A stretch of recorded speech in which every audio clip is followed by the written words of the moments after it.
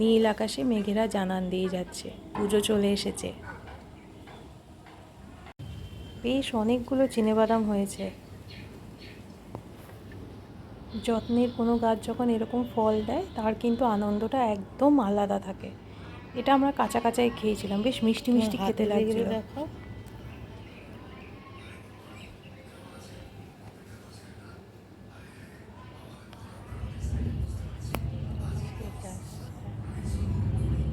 বিকেলে তিনজনে মিলে চুপি চুপি চলে গিয়েছিলাম নিউ আওয়ার্স।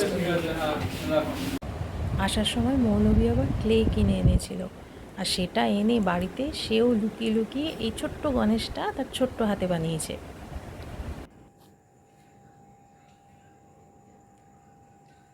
আমরা এখন কোথায় যাচ্ছি?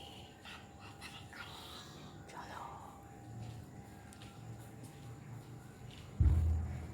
হ্যাপি বার্থডে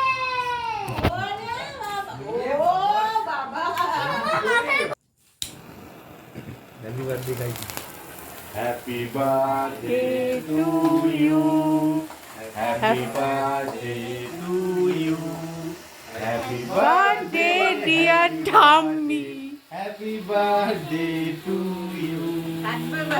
না ওটাকে নিবে যা। মা বাবা দুজনেরই এক কথা।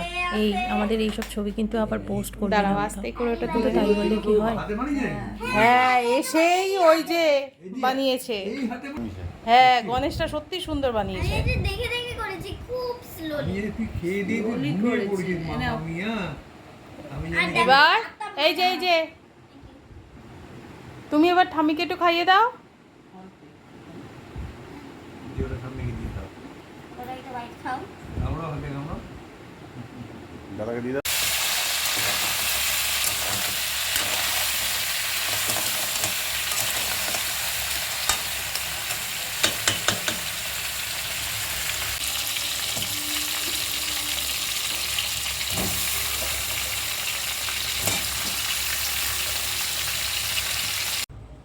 জন্মদিনের দুপুরে স্পেশাল মেনু সরু চালের ভাত আর কাঁকড়ার ঝোল, ব্যাস।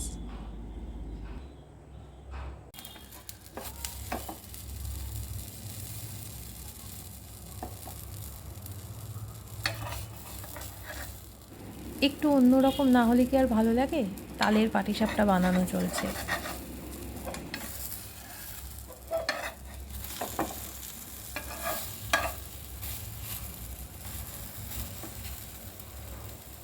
তালের বড়া, ক্ষীর, মালপোয়া সবই তো বানানো হলো, পাটিসাপটাটাই বা বাদ যায় কেন?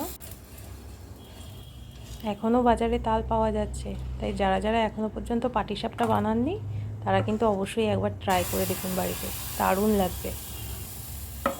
সব শেষে দিন পেরিয়ে আবার একটা নতুন দিন, নতুন সকালের অপেক্ষা করা। সকলে ভালো থাকবেন।